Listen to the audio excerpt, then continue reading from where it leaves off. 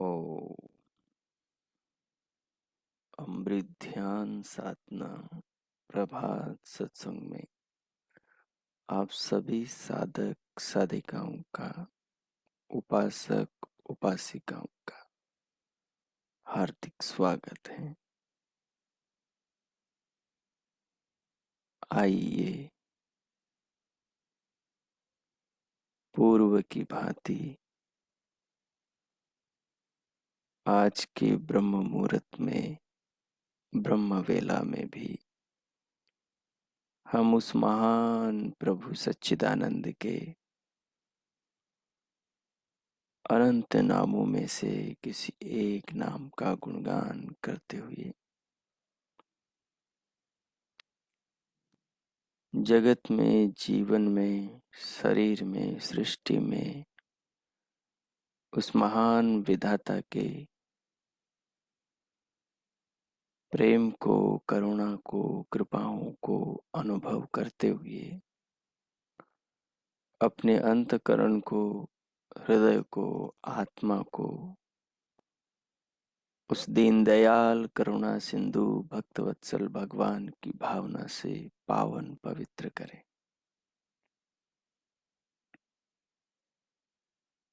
प्रभु के अनंत नामों में से एक नाम शिव है। भगवान सर्वशक्तिमान है, निराकार, निर्विकार, अनादि, अनुपम, सर्वाधार है, सर्वव्यापक, सर्वांतर्यामी,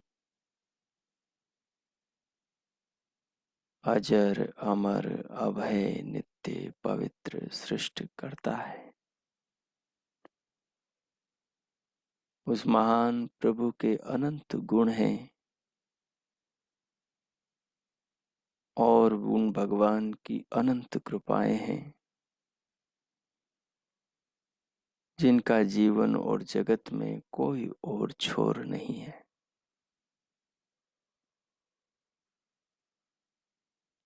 वे भगवान अपने नाम के अनुसार स्वभाव से ही कल्याणकारी हैं।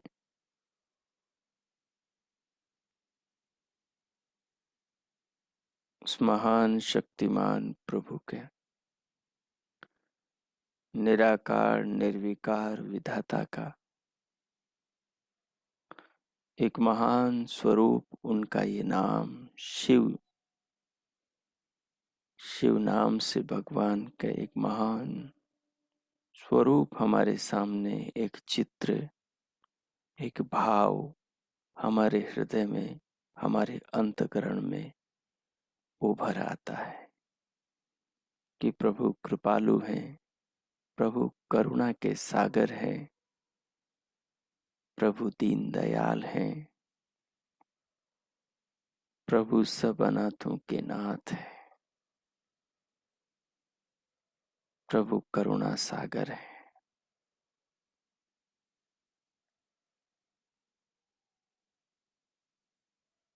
भगवान कल्याण करता, कल्याणकारी, मंगल करता, मंगलकारी है। उस महान प्रभु के शिव नाम को भगवान के निज नाम ओम से जोड़कर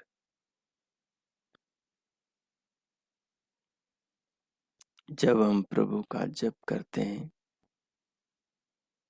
तो एक भाव हमारे भीतर सूर्य की प्रकाश किरणों की तरह भगवान के कल्याणकारी स्वरूप को प्रकाशित करता है। हम जीवन में देखते हैं, हम जीवन में अनुभव करते हैं, हम खाने पीने के पदार्थों में, हम सृष्टि और ब्रह्मांड के इन घटकों से मिलने वाली शक्तियों में प्रभु के कल्याण गुणों को आत्मसात करते हैं।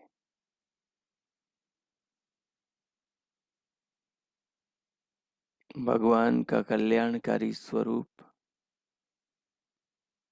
भगवान के बनाए समस्त पदार्थों में झलक रहा है। प्रभु के कल्याणकारी गुण भगवान की तमाम रचनाओं में, मूर्तिमान पदार्थों में, दृश्य अदृश्य परोक्ष प्रत्यक्ष में सर्वत्र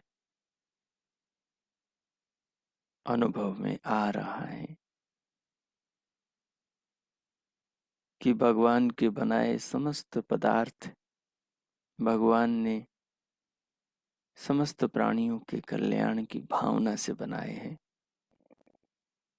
तो सारी सृष्टि, सारे पदार्थ समस्त प्राणियों का, जीव जगत का कल्याण कर रहे हैं। इसलिए वे विधाता शिव हैं। समस्त प्राणियों का, संपूर्ण जगत का कल्याण करने से वह कल्याण के महासागर, वो दया के अनंत भंडार और वो करुणा के अनंत सिंधु है। उस करुणा सागर में हर बूंद हम सबके कल्याण की है।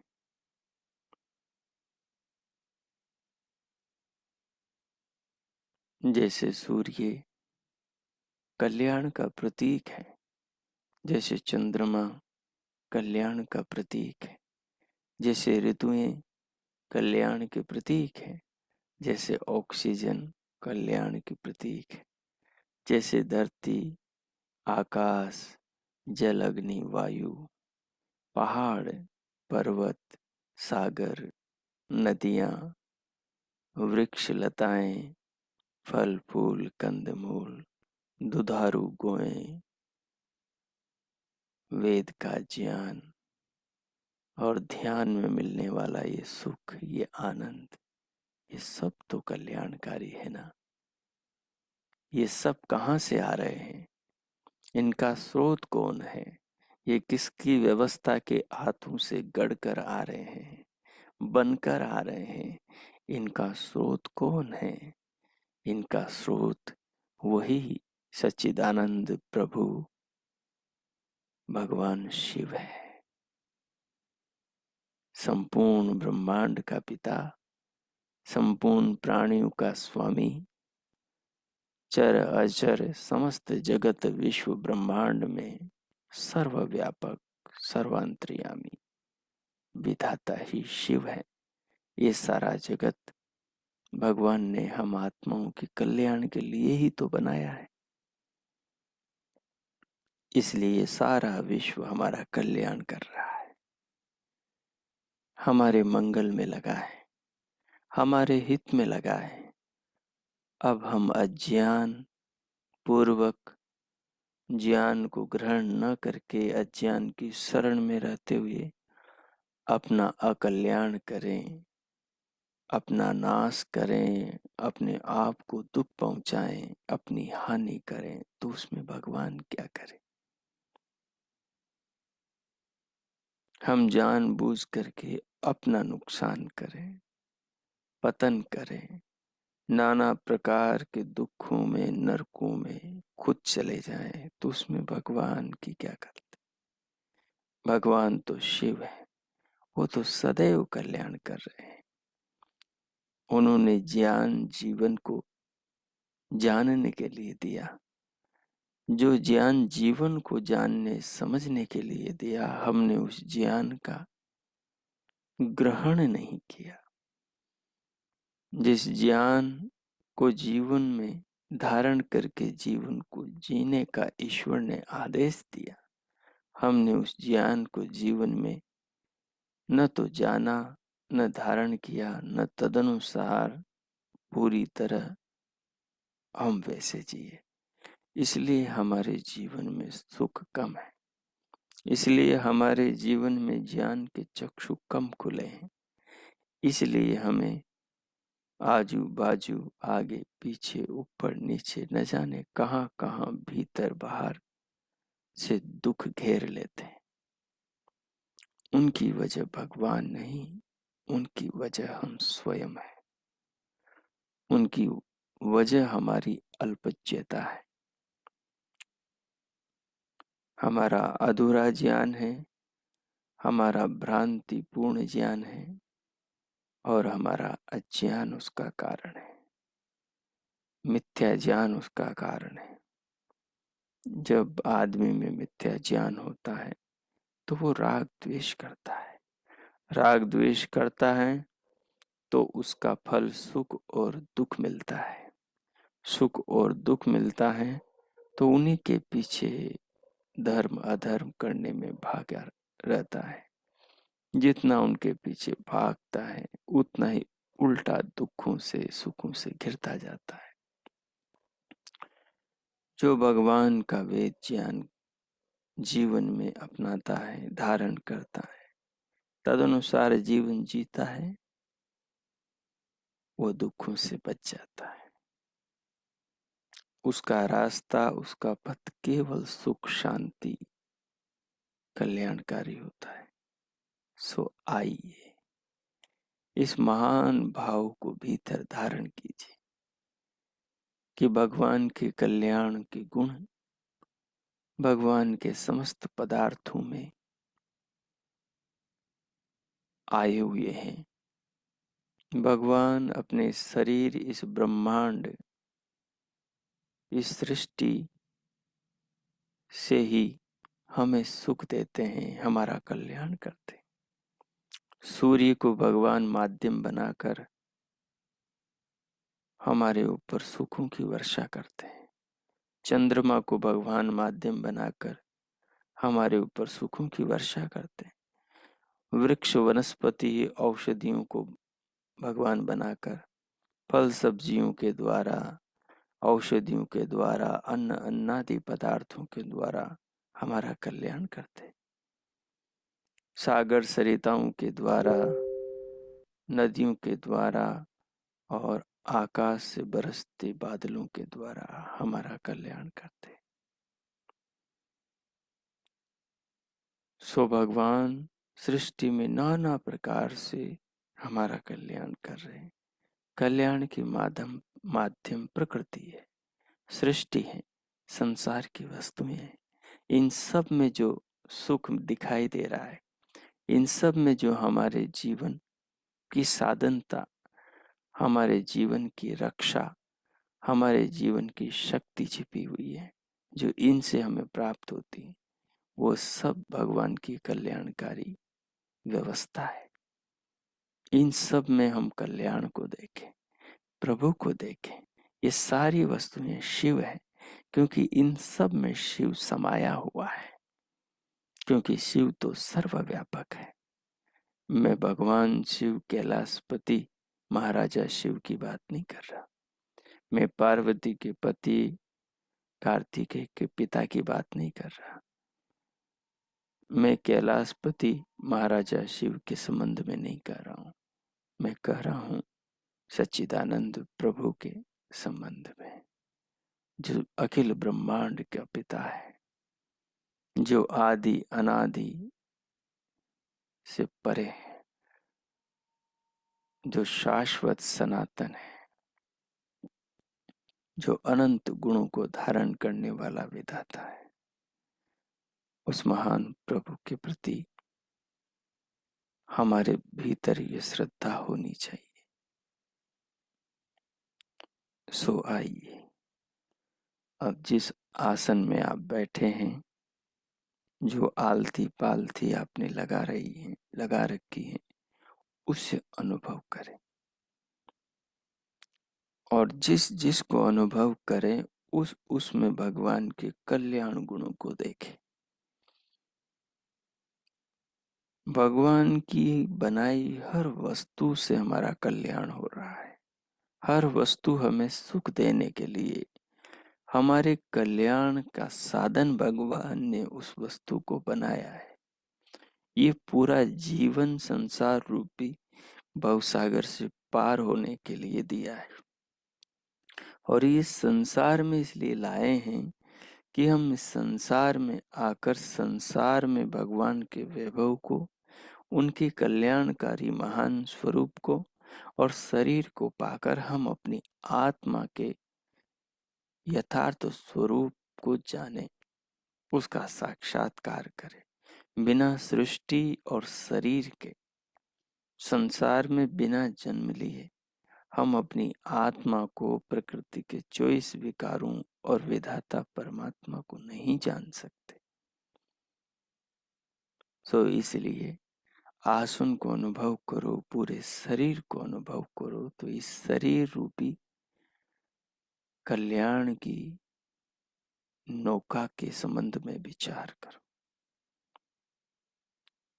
ये कल्याणकारी जीवन रूपी नौका संसार रूपी भवसागर से तमाम दुखों से पार कराने वाली। भगवान ने इस नौका को हमें इसलिए दिया, इसमें हमें इसलिए बिठाया कि हम संसार के सारे दुखों से पार हो जाएं और संसार में जितने भी भगवान ने सुख बनाए उन सुखों का अनुभव करें और उन सुखों को अनुभव करें, उनमें परमात्मा के कल्याण गुणों को, उनके शिव स्वरूप को, उनके मंगलप्रद स्वरूप को, उनके पिता स्वरूप को, उनके माता स्वरूप को, उनके गुरु स्वरूप को, उनके प्रजापति स्वरूप को अनुभव करें।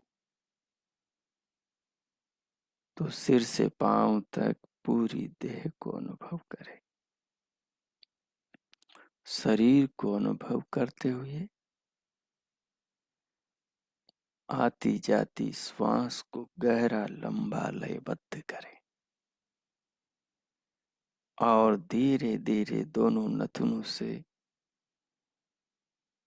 प्राणदायिनी जीवनदायिनी भगवान शिव की इस महान अनुकंपा कृपा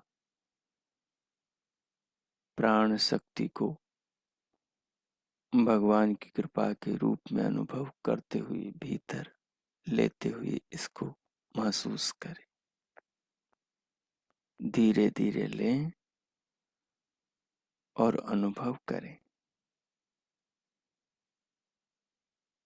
कि भगवान शिव कैसे हैं, कैसे सच्चिदानंद प्रभु शिव है, इस श्वास से कैसे हमारा कल्याण कर रहे हैं।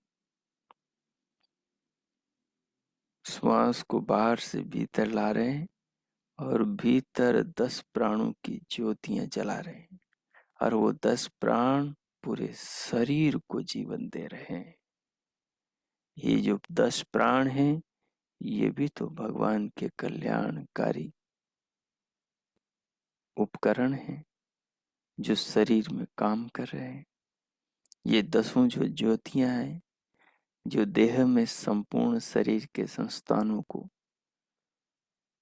धारण कर रही हैं, ये 10 प्राण भगवान की ज्योतियां कल्याणकारिणी तो हैं।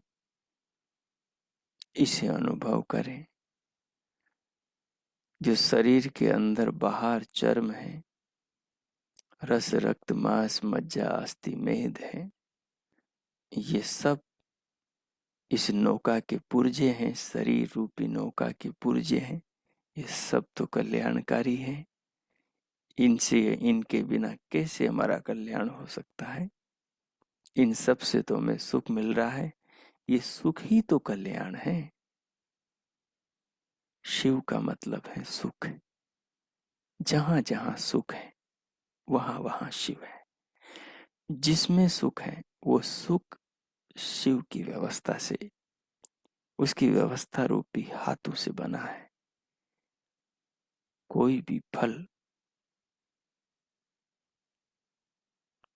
कोई भी शाक, कोई भी औषधि भगवान शिव की कृपा से, उनकी व्यवस्था से, उनके नियमों से, उनके नियमों में सृष्टि के परमाणु से बनी। तो सर्वत्र भगवान व्यापक है। तो इस प्रकार से एक एक वस्तु पर विचार करते हुए, उसे अनुभव करते हुए, उसमें जो सुख है, उस सुख को, वो जो सुख जिन हाथों से, व्यवस्था से, नियमों से, प्रकृति के परमाणु से भगवान शिव ने बनाए हैं, उनको नमन करें, उसे अनुभव करें। श्वास को लंबा गहरा करके धीरे धीरे लेंगे, शरीर में सत्व गुण बढ़ेगा। और श्वास को अनुभव करते हुए शरीर को अनुभव करेंगे तो एक सुखात्मक अनुभूति होगी। फिर दिव्यनाद को सुनेंगे, भगवान की इस वीणा के गान को, नाद को, संगीत को सुनेंगे, आनंद आएगा। दिव्य प्रकाश को देखेंगे, मृकुटी में झिलमिलाते ज्योतियों के नृत्य को देखेंगे, आनंद आएगा। इन सब को अनुभव करें और अपने आप को मनुष्य होने के कारण सौभाग्यवान अनुभव करें। उस महान प्रभु के निज नाम ओम के साथ उनके महान गुण, कल्याणकारी स्वरूप को व्यक्त करने वाले नाम शिव का जप करें। श्वास को भीतर भर के, जब भर लें तब थोड़ा रोकें, रोक कर एक बार प्रभु के नाम का मानस जप करें, ओम नमः शिवाय। फिर रुक जाए, फिर इसके भाव पर अपनी आत्मा को लगाए और उस भाव से जीवन रूपी, उस भाव से ज्ञान रूपी अमृत रस का पान करें और उसमें डूब जाए। 5-7 मिनट इस प्रयोग में रहें। मैं मौन होता हूँ, आप ये प्रयोग करें। ओ कीजिए।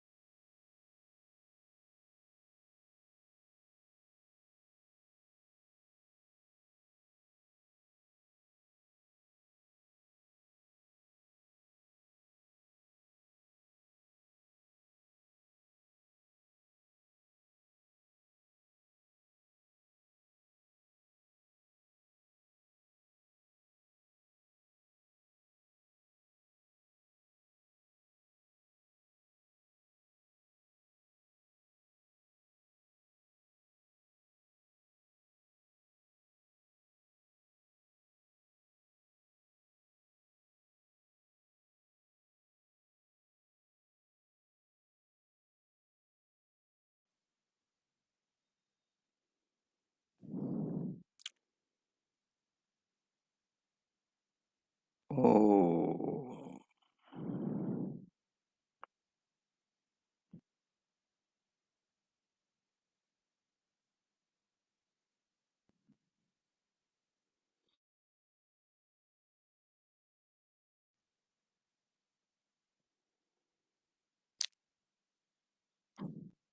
ओ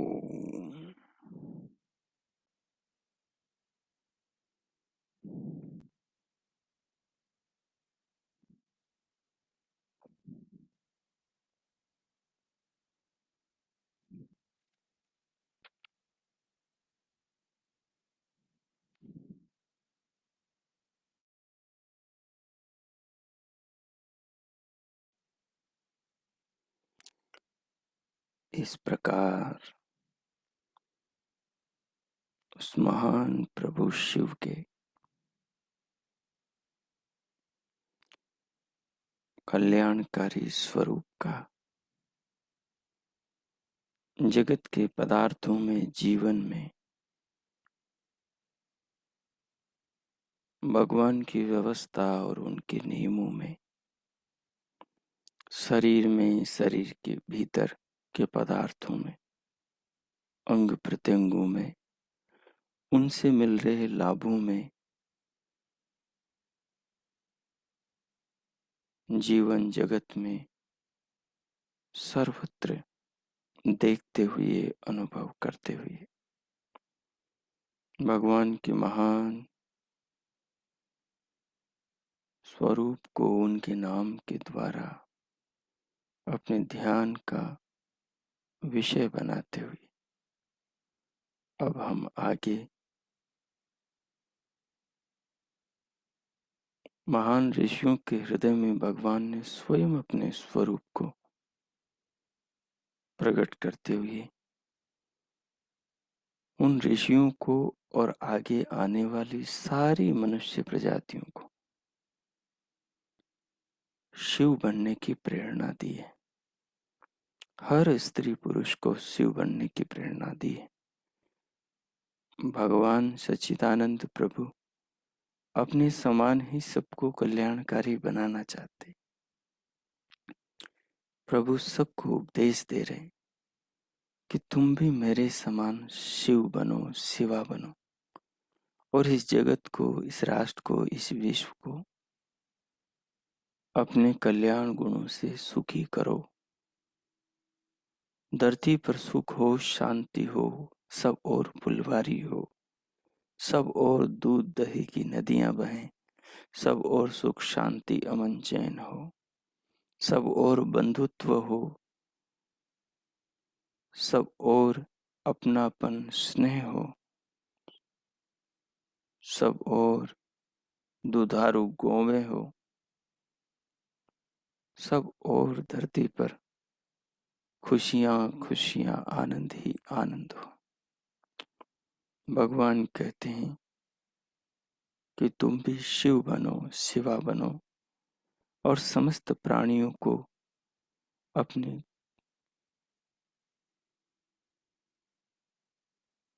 अपने शिव स्वरूप से, अपने शिव स्वभाव से, कल्याण के स्वभाव से मेरा अनुसरण अनुकरण करते सबके लिए सुखदायी बनो। सुखदायी बनना ही शिव बनना है। दूसरों को सुख देना ही शिव बनना है। दूसरों का कल्याण करना ही शिव बनना है। देखिए भगवान स्वयं भगवान ऋषियों के हृदय में क्या कह रहे हैं।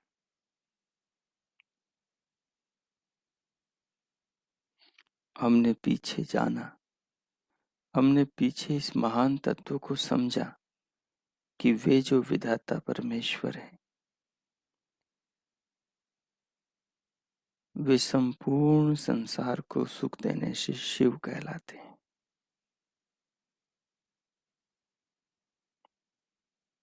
और वे संपूर्ण संसार के कल्याण की सदैव कामना करने से शिव कहलाते हैं। स्वयं कल्याण रूप होने तथा जगत का कल्याण करने से वे भगवान शिव कहते हैं। वे स्वयं शुद्ध तथा परशोधक होने से शिव कहते हैं। वो स्वयं तो शुद्ध हैं, लेकिन जो उनकी शरण में आता है उसको भी शुद्ध कर देते हैं। तो वो भगवान का जो शिव स्वरूप है वो शोधक स्वरूप भी है, शुद्ध करने वाला स्वरूप भी है। तो वो शिव इस दृष्टि से भी कहते हैं कि वो सबको शुद्ध करते हैं अपने ज्ञान से।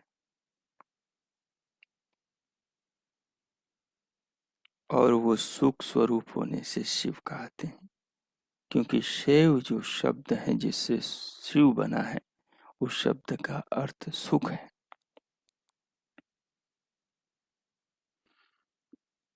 वे महान प्रभु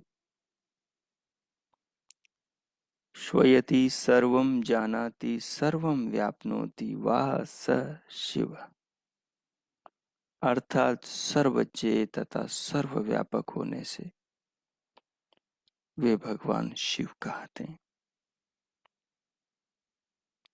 और प्रलय में कारण सहित संपूर्ण जगत को अपने में लीन कर लेने से,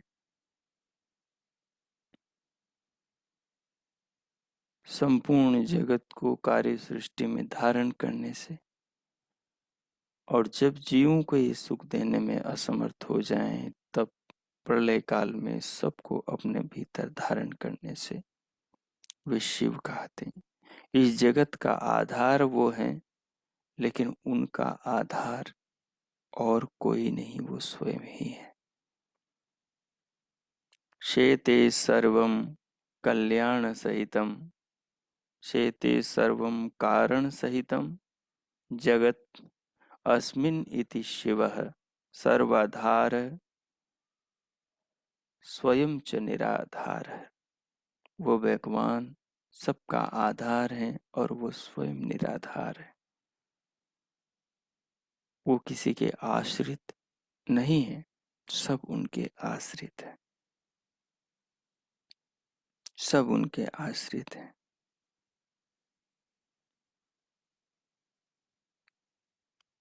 वे अनाथों के नाथ हैं, वो जगत पालन करता है। इसलिए उनके लिए कहा कि उस शिव का मनुष्य को अपने जीवन में संकल्प करना चाहिए। आदित्यवर्णं तपसा ज्वलंतं यत् पश्यामि गुहासु जयमा मानस।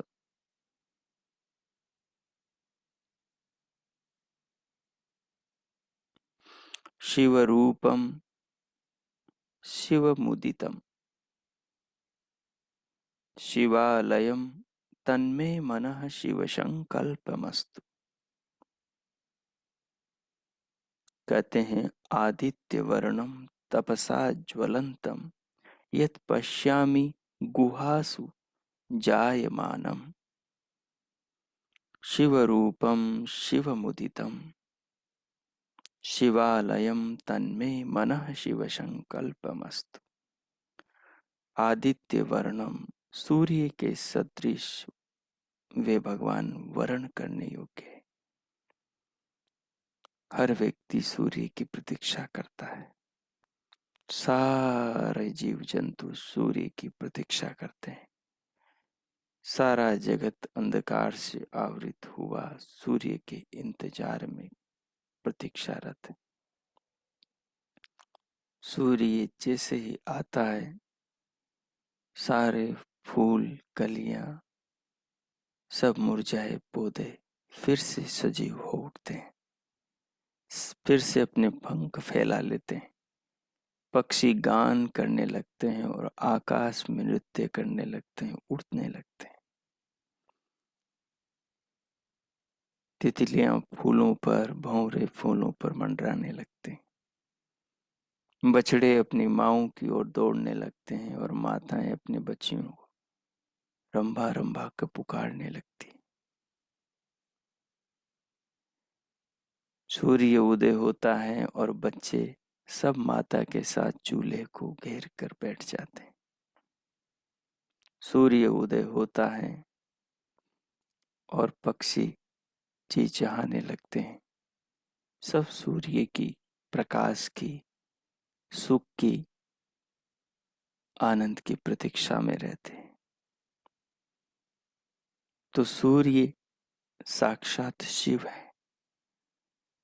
सूर्य में उस शिव की भावना, उस शिव का व्यक्तित्व, उस शिव का कल्याणप्रद भौतिक स्वरूप दिखाई देता है। भगवान तो चेतन है, लेकिन वो अपनी भावना को, अपने कल्याण गुणों को इन सृष्टि के घटकों के द्वारा प्रदर्शित करते हैं हम पर, कि हम उस महान प्रभु की महिमा को जाने। तपसा ज्वलंतम, अपने तेज से ज्योतिर्मय पिंडों को ज्योति प्रदान करने वाले शिव स्वरूपम, शिव रूपम, वे भगवान शिव स्वरूप हैं, शिव रूप है। सूर्य अपने प्रकाश से सारे लोक लोकांतरों को प्रकाशित करता है, संपूर्ण भूमि को प्रकाशित करता है। भूमि पर जितने दीप दीपांतर हैं, सबको प्रकाशित करता है, सबको रोशन करता है। सब उससे प्रकाश पाने के लिए प्रतीक्षारत बैठे रहते हैं। ये जो सूर्य के अंदर सबको प्रकाशित करने की शक्ति है,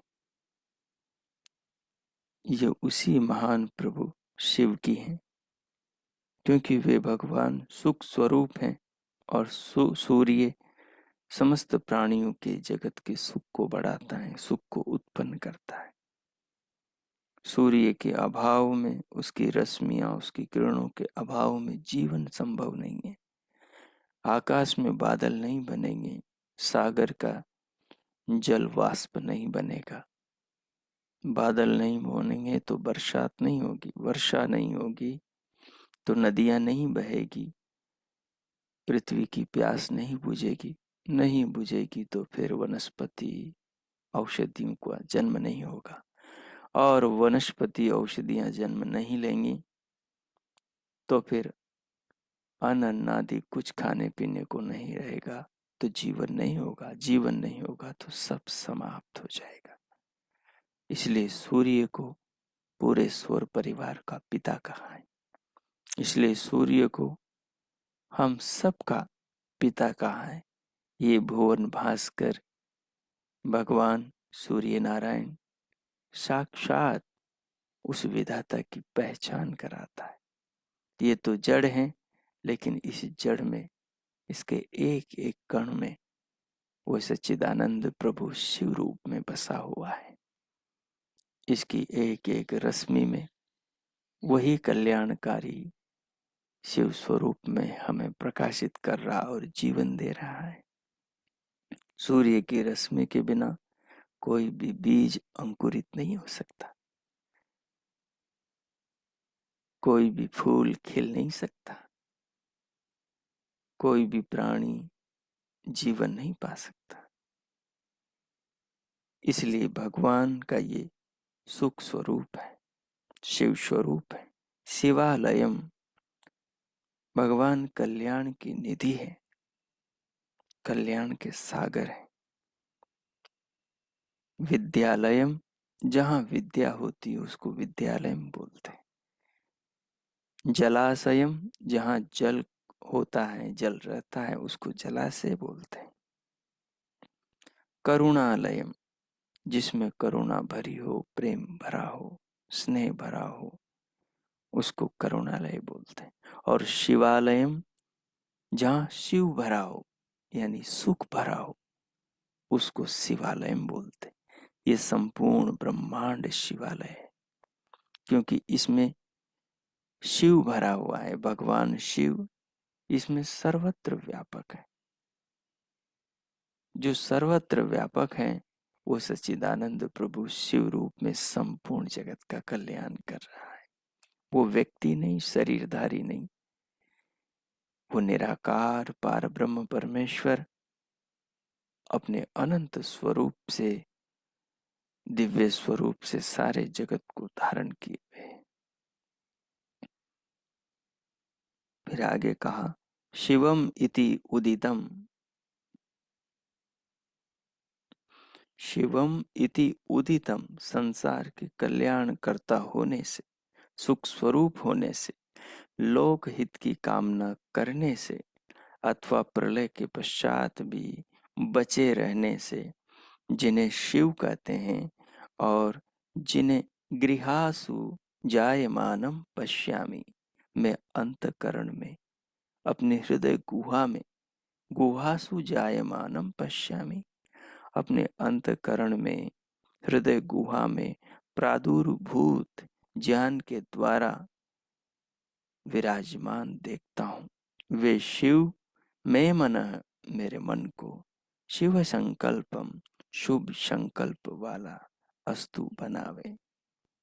अर्थात अंतकरण में विराजमान वे भगवान शिव रूप शिवालय, भगवान से प्रार्थना है कि वे मेरे मन को पवित्र करें। ये हमारा शरीर ही शिवालय है, ये ब्रह्मांड ही शिवालय है। जहाँ शिव है मतलब सुख है, जहाँ साक्षात भगवान सच्चिदानंद है वही शिवालय। शिव मतलब सुख, सुख के स्थान का नाम ही शिवालय। तो संपूर्ण विश्व, संपूर्ण ब्रह्मांड शिवालय है। यहाँ कैलाशपति राजा महाराजा शिव व्यक्ति मनुष्य की चर्चा नहीं हो रही है। यहाँ अखिल विश्व के सम्राट निराकार विश्व नियंता भगवान सच्चिदानंद प्रभु विधाता की बात हो रही है। तो भगवान को शिव रूप में इस प्रकार जीवन में अनुभव करें, आत्मसात करें, उन्हें समझें। अब मैं मौन होता हूँ। आप उस विधाता के इस परम करुणामय शिव स्वरूप का अपनी आत्मा में, अपने हृदय में, अपने अंतकरण में आधान करें, धारण करें, आत्मसात करें और उस भगवान को अनुभव करते हुए भगवान के शरीर, भगवान की इस करुणा रूपी शरीर को, भगवान के सुख रूपी शरीर को, जीवन के दुखों से पार उतारने वाले शिव रूपी, सुख रूपी इस मानुषी काया शरीर को, सुख के साधन इस मानव देह को अनुभव करें और अपने आप को सौभाग्यवान अनुभव करें, सौभाग्यशाली।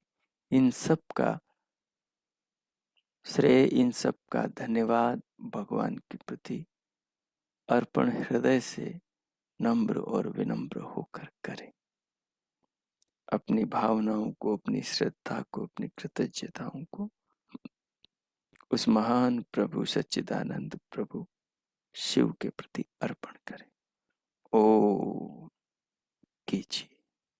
2 मिनट में मौन होता हूँ। आप उस प्रभु के प्रति आभार, कृतज्ञता व्यक्त कीजिए।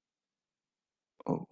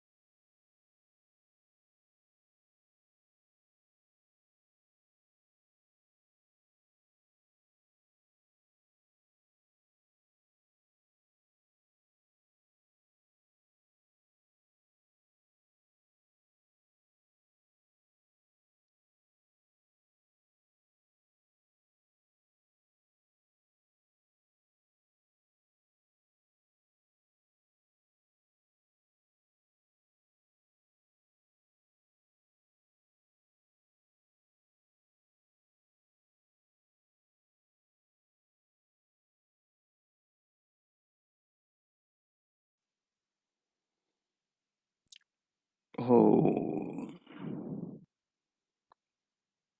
इस प्रकार उस महान प्रभु का धन्यवाद करते हुए, धन्यवाद भगवान का जरूर करना चाहिए, क्योंकि ये महान सौभाग्य केवल मनुष्य को मिलता है। मनुष्य के अतिरिक्त इस सृष्टि में जितने भी प्राणी हैं, जितनी भी अन्य लग 84 योनियां हैं, उनमें जीवन पाने वाला कोई प्राणी विधाता का धन्यवाद नहीं कर सकता।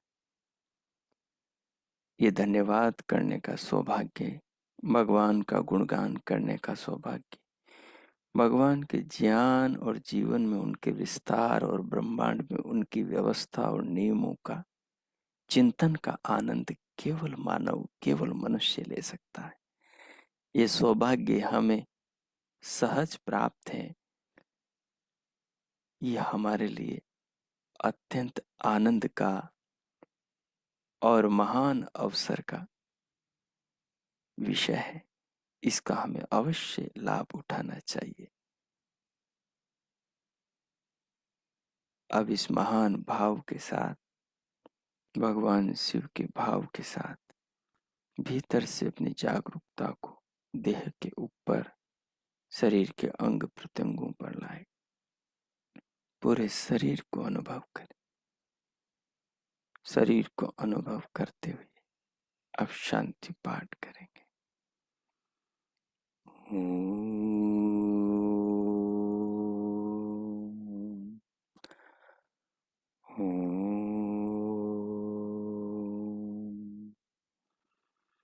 ओम शांति शांति शांति। ओम।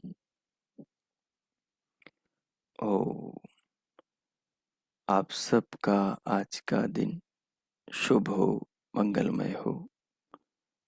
भगवान शिव से, सच्चिदानंद प्रभु से सबके लिए बहुत बहुत मंगल कामनाएं, शुभकामनाएं। हम अपने जीवन को सार्थक करें, भगवान की वेद ज्ञान को प्राप्त करें, अपने जीवन को कल्याणकारी बनाएं और इस संसार को सुखमय बनाएं। उसके लिए हम पुरुषार्थ, परिश्रम, भगवान के दिए शरीर और शक्तियों का सदुपयोग करें। पुनः भगवान से सबके लिए बहुत बहुत मंगल कामनाएं, शुभकामनाएं। इति ओम शम।